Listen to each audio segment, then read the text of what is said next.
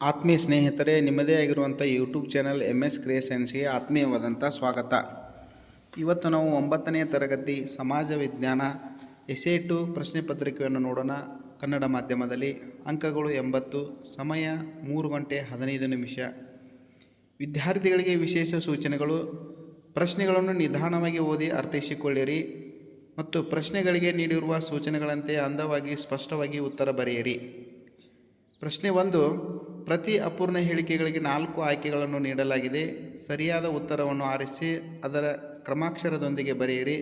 8 ಪ್ರಶ್ನೆಗಳಿರುವಂಥದ್ದು. ಪ್ರತಿ ಪ್ರಶ್ನೆಗೆ 1 ಅಂಕ, ಒಟ್ಟು 8 ಅಂಕಗಳು. ಮೊದಲನೆಯ ಪ್ರಶ್ನೆ: ಯಹೂದಿ ಧರ್ಮದ ಮೂಲ ಪುರುಷ ಯಾರು?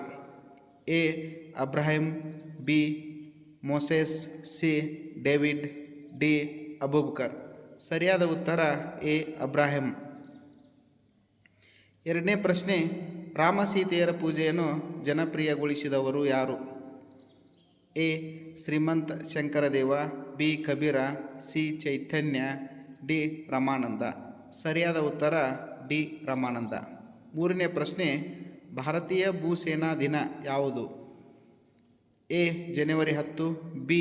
February 1, C. December 4, D. ಜನವರಿ 15. ಸರಿಯಾದ ಉತ್ತರ ಡಿ. ಜನವರಿ 15. ನಾಲ್ಕನೇ ಪ್ರಶ್ನೆ: ಇವುಗಳಲ್ಲಿ ಯಾವುದು ಅವಿಭಕ್ತ ಕುಟುಂಬದ ಲಕ್ಷಣವಾಗಿದೆ? ಎ. ಸಂಕೀರ್ಣತೆ, ಬಿ. ಆಧುನಿಕತೆ, ಸಿ. ಸ್ವಯಂಪೂರ್ಣತೆ, ಡಿ. ಚಿಕ್ಕ ಗಾತ್ರ. ಸರಿಯಾದ ಉತ್ತರ ಸಿ. ಸ್ವಯಂಪೂರ್ಣತೆ.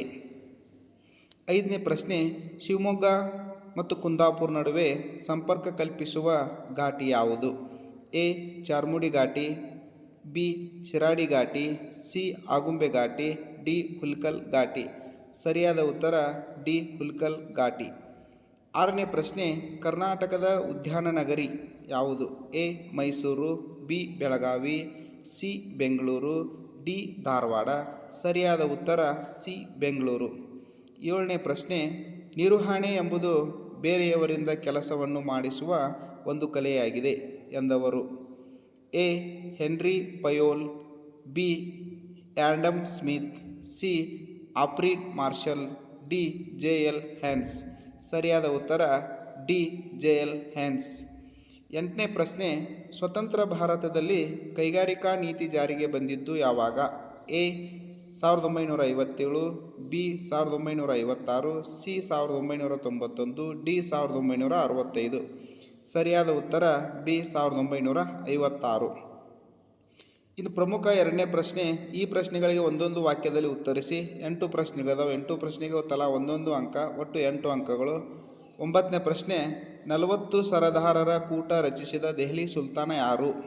ಉತ್ತರ ಇಲ್ತಮಿಷ್. 10ನೇ ಪ್ರಶ್ನೆ: ರಾಷ್ಟ್ರೀಯ ಭಾವೈಕ್ಯತೆ ಎಂದರೇನು? ಉತ್ತರ ಒಂದು ರಾಷ್ಟ್ರದ ಜನರು ಹೊಂದಿರುವ ನಾವೆಲ್ಲ ಒಂದೇ ಭಾವನೆ. 11ನೇ ಪ್ರಶ್ನೆ: ದಿನ್-ಇ-ಇಲಾಹಿ ಪಂಥದ ಸ್ಥಾಪಕ ಯಾರು? ಉತ್ತರ ಅಕ್ಬರ್. 12ನೇ ಪ್ರಶ್ನೆ: ಭಾರತೀಯ ಭೂಸೇನೆಯ ಧ್ಯೇಯ ವಾಕ್ಯವೇನು? ಉತ್ತರ ಸೇವಾ ಪರಮೋ ಧರ್ಮ. 13ನೇ ಪ್ರಶ್ನೆ: ಸಾಮಾಜೀಕರಣ ಎಂದರೇನು? ಉತ್ತರ ಮಗು ಬೆಳೆದು ಕ್ರಮೇಣ ಸಾಮಾಜಿಕ ವ್ಯಕ್ತಿಯಾಗಿ ರೂಪುಗೊಳ್ಳುವ ಪ್ರಕ್ರಿಯೆಯನ್ನು ಸಾಮಾಜೀಕರಣ ಎನ್ನುತ್ತೇವೆ. 14ನೇ ಪ್ರಶ್ನೆ: ಉನ್ನತ ಶಿಕ್ಷಣ ವಿಸ್ತರಣೆಗಾಗಿ ಕರ್ನಾಟಕ ಸರ್ಕಾರ ಸ್ಥಾಪಿಸಿದ ಆಯೋಗ ಯಾವುದು? ಉತ್ತರ ಕರ್ನಾಟಕ ಜ್ಞಾನ ಆಯೋಗ. 15ನೇ ಪ್ರಶ್ನೆ: ರಾಷ್ಟ್ರೀಯ ಹೆದ್ದಾರಿ ಎಂದರೇನು? ಉತ್ತರ ಪ್ರಮುಖ ನಗರಗಳು, ರಾಜ್ಯಗಳ ರಾಜಧಾನಿಗಳು ಹಾಗೂ ಬಂದರುಗಳನ್ನು ಸಂಪರ್ಕಿಸುವ ರಸ್ತೆಗಳಿಗೆ ರಾಷ್ಟ್ರೀಯ ಹೆದ್ದಾರಿಗಳೆನ್ನುವರು. ಇನ್ನು 16ನೇ ಪ್ರಶ್ನೆ: ಕರ್ನಾಟಕದ ಬ್ಯಾಂಕಿಂಗ್ ಉದ್ಯಮದ ತೊಟ್ಟಿಲು ಎಂದು ಕರೆಸಿಕೊಂಡಿರುವ ಜಿಲ್ಲೆಗಳ್ಯಾವುವು? ಉತ್ತರ ದಕ್ಷಿಣ ಕನ್ನಡ ಜಿಲ್ಲೆ ಹಾಗೂ ಉಡುಪಿ ಜಿಲ್ಲೆ. ಪ್ರಮುಖ 3ನೇ ಪ್ರಶ್ನೆ: ಈ ಪ್ರಶ್ನೆಗಳಿಗೆ 2 ರಿಂದ 4 ವಾಕ್ಯಗಳಲ್ಲಿ ಉತ್ತರಿಸಿರಿ. ಒಟ್ಟು 8 ಪ್ರಶ್ನೆಗಳದಾವ. ಒಂದೊಂದು ಪ್ರಶ್ನೆಗೆ 2 ಅಂಕ, ಒಟ್ಟು 16 ಅಂಕಗಳು. 17ನೇ ಪ್ರಶ್ನೆ: ಪುನರುಜ್ಜೀವನದ ಪರಿಣಾಮಗಳನ್ನು ವಿವರಿಸಿರಿ. ಉತ್ತರ ಆಧುನಿಕ ಜ್ಞಾನ ಪರಿಚಯ, ವಿಜ್ಞಾನದ ಪ್ರಗತಿ, ಭೌಗೋಳಿಕ ಅನ್ವೇಷಣೆ, ಮತ ಸುಧಾರಣೆಗೆ ನಾಂದಿ, ಪ್ರಾದೇಶಿಕ ಭಾಷೆಗಳ ಬೆಳವಣಿಗೆ. ಇನ್ನು 18ನೇ ಪ್ರಶ್ನೆ: NCCಯ ಗುರಿಗಳೇನು?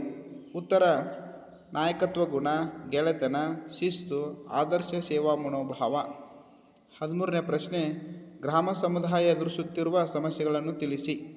ಉತ್ತರ ಕೃಷಿ ಸಂಸ್ಥೆಗಳು, ಗುಡಿ ಕೈಗಾರಿಕೆಯ ಸಮಸ್ಯೆಗಳು, ಅನಕ್ಷರತೆ, ಬಡತನ, ನಿರುದ್ಯೋಗ. 20ನೇ ಪ್ರಶ್ನೆ, ಕರ್ನಾಟಕದ ವಿವಿಧ ಸ್ವಾಭಾವಿಕ ಸಸ್ಯ ವರ್ಗಗಳನ್ನು ತಿಳಿಸಿ. ಉತ್ತರ ನಿತ್ಯ ಹರಿದ್ವರ್ಣದ ಕಾಡುಗಳು, ಎಲೆ ಉದುರಿಸುವ ಸಸ್ಯವರ್ಗ, ಮಿಶ್ರ ಬಗೆಯ ಕಾಡುಗಳು, ಕುರುಚಲು ಸಸ್ಯವರ್ಗ ಮತ್ತು ಹುಲ್ಲುಗಾವಲು. 21ನೇ ಪ್ರಶ್ನೆ, ಕೋಲಾರದ ಚಿನ್ನದ ಗಣಿ ಪ್ರದೇಶದಲ್ಲಿರುವ ಗಣಿಗಳನ್ನು ಹೆಸರಿಸಿ. ಉತ್ತರ ನಂದಿದುರ್ಗ, ಉರಿಗಾಮ್, ಚಾಂಪಿಯನ್ ರಿಪ್ ಮತ್ತು ಮೈಸೂರು ಗಣಿ. 22ನೇ ಪ್ರಶ್ನೆ, ಪ್ರವಾಸ ಮಾಡುವುದರಿಂದ ಆಗುವ ಪ್ರಯೋಜನಗಳೇನು? ಉತ್ತರ ನಾಡು, ನುಡಿ, ಸಂಸ್ಕೃತಿ, ನಾಗರಿಕತೆ, ಜನಜೀವನದ ಕ್ರಮ ತಿಳಿಯುವುದು. 23ನೇ ಪ್ರಶ್ನೆ, ಬ್ಯಾಂಕುಗಳ ವಿಧಗಳನ್ನು ತಿಳಿಸಿ. ಉತ್ತರ ಕೈಗಾರಿಕಾ ಬ್ಯಾಂಕುಗಳು, ವಿನಿಮಯ ಬ್ಯಾಂಕುಗಳು, ಉಳಿತಾಯ ಬ್ಯಾಂಕುಗಳು, ಸಹಕಾರಿ ಬ್ಯಾಂಕುಗಳು, ಭೂ ಅಡಮಾನ ಬ್ಯಾಂಕುಗಳು. 24ನೇ ಪ್ರಶ್ನೆ, ನಿಯಂತ್ರಣವು ನಿರ್ವಹಣಾ ಕಾರ್ಯದಲ್ಲಿ ಬಹುಮುಖ್ಯವಾದದ್ದು ಹೇಗೆ? ಉತ್ತರ ಸಂಘಟನೆಯ ಕಾರ್ಯಗಳಿಗೆ ಸಂಬಂಧಿಸಿದ ವ್ಯವಹಾರ ನಿರ್ವಹಣೆ ಎಲ್ಲ ಚಟುವಟಿಕೆಗಳಲ್ಲಿ ವ್ಯಾಪಿಸಿದೆ. ಸಂಸ್ಥೆಯಲ್ಲಿ ಶಿಸ್ತಿನ ವಾತಾವರಣ ಕಲ್ಪಿಸುವುದು, ಚಟುವಟಿಕೆಗಳು ಸಮರ್ಪಕವಾಗಿ ನಡೆಯುವಂತೆ ನೋಡಿಕೊಳ್ಳುವುದು, ನಿರಂತರವಾಗಿ ಚಟುವಟಿಕೆ ಮುಂದುವರಿಯುವಂತೆ ಮಾಡುವುದು ಮತ್ತು ಸಂಸ್ಥೆಯ ದಕ್ಷತೆಯನ್ನು ಹೆಚ್ಚಿಸುವುದು.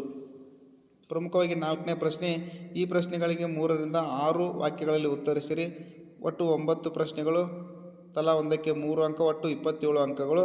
25ನೇ ಪ್ರಶ್ನೆ, ದೇಶದ ಆರ್ಥಿಕ ಬೆಳವಣಿಗೆಯಲ್ಲಿ ಮಾರಾಟ ಶಾಸ್ತ್ರವು ಅತ್ಯಂತ ಪ್ರಮುಖ ಪಾತ್ರ ವಹಿಸಿದೆ, ದೃಢೀಕರಿಸಿ. ಉತ್ತರ ಜೀವನ ಮಟ್ಟ, ಗ್ರಾಹಕರ ಬಯಕೆಗಳ ನೆರವೇರಿಕೆ, ಉದ್ಯೋಗಗಳ ಸದಾ ಅವಕಾಶಗಳು, ಸಂಪನ್ಮೂಲಗಳ ಉಪಯುಕ್ತತೆ, ಅಂತಾರಾಷ್ಟ್ರೀಯ ಮಾರುಕಟ್ಟೆ, ಆರ್ಥಿಕ ಪ್ರಗತಿ. ಅನೇಕ ರೀತಿಯ ಸರಕು ಮತ್ತು ಸೇವೆಗಳು ದೊರಕುವುದರಿಂದ ಜೀವನ ಮಟ್ಟ ಹೆಚ್ಚಾಗುತ್ತದೆ. ಗ್ರಾಹಕರಿಗೆ ಹೊಸ ರೀತಿಯ ವಸ್ತುಗಳನ್ನು ಮತ್ತು ಸೇವೆಗಳನ್ನು ಉಪಯೋಗಿಸುವ ಅವಕಾಶವನ್ನು ಲಭಿಸುತ್ತದೆ. ಇನ್ನು 26ನೇ ಪ್ರಶ್ನೆ, ಅವಿಭಕ್ತ ಕುಟುಂಬದ ಲಕ್ಷಣಗಳನ್ನು ತಿಳಿಸಿ. ಉತ್ತರ ದೊಡ್ಡ ಗಾತ್ರ, ಆಸ್ತಿ, ವಾಸಸ್ಥಳ, ಅಡುಗೆ ಮನೆ, ಧರ್ಮ, ಸ್ವಯಂ ಪರಿಪೂರ್ಣತೆ, ಅಧಿಕಾರದ ಸಂರಚನೆ. 27ನೇ ಪ್ರಶ್ನೆ, ರಾಜ್ಯಸಭೆ ಸದಸ್ಯರಾಗಲು ಇರಬೇಕಾದ ಅರ್ಹತೆಗಳು ಯಾವುವು? ಉತ್ತರ ಭಾರತದ ಪ್ರಜೆಯಾಗಿರಬೇಕು, 30 ವರ್ಷ ವಯಸ್ಸು ಪೂರ್ಣಗೊಂಡಿರಬೇಕು, ಲಾಭದಾಯಕ ಹುದ್ದೆಯಲ್ಲಿರಬಾರದು, ನ್ಯಾಯಾಂಗದಿಂದ ಜೈಲು ಶಿಕ್ಷೆಗೆ ಒಳಗಾಗಿರಬಾರದು, ದಿವಾಳಿಯಾಗಿರಬಾರದು, ಮಾನಸಿಕ ಅಸ್ವಸ್ಥತೆ ಹೊಂದಿರಬಾರದು ಮತ್ತು ಕಾಲಕಾಲಕ್ಕೆ ಸಂಸತ್ತು ನಿಗದಿಪಡಿಸುವ ಅರ್ಹತೆಗಳನ್ನು ಹೊಂದಿರಬೇಕು. 28ನೇ ಪ್ರಶ್ನೆ, ಶ್ರಮದ ಲಕ್ಷಣಗಳನ್ನು ಪಟ್ಟಿ ಮಾಡಿ. ಉತ್ತರ ಶ್ರಮವನ್ನು ಶ್ರಮಿಕರಿಂದ ಪ್ರತ್ಯೇಕಿಸಲು ಸಾಧ್ಯವಿಲ್ಲ, ಶ್ರಮವನ್ನು ಸಂಗ್ರಹಿಸಲಾಗದು, ಶ್ರಮದ ಪೂರೈಕೆಯು ಕಾಲಕ್ಕೆ ತಕ್ಕಂತೆ ಬದಲಾಗುತ್ತದೆ, ಶ್ರಮದ ಸಾಮರ್ಥ್ಯದಲ್ಲಿ ಭಿನ್ನತೆ ಇದೆ, ಶ್ರಮವು ಒಂದು ಚಟುವಟಿಕೆಯ ಅಂಶವಾಗಿದೆ, ಶ್ರಮವು ಕಡಿಮೆ ಚಲನಾತ್ಮಕವಾಗಿದೆ. 29ನೇ ಪ್ರಶ್ನೆ, ಪೂರ್ವಾಭಿಮುಖವಾಗಿ ಹರಿಯುವ ನದಿಗಳು ಮತ್ತು ಪಶ್ಚಿಮಾಭಿಮುಖವಾಗಿ ಹರಿಯುವ ನದಿಗಳನ್ನು ಬರೆಯಿರಿ.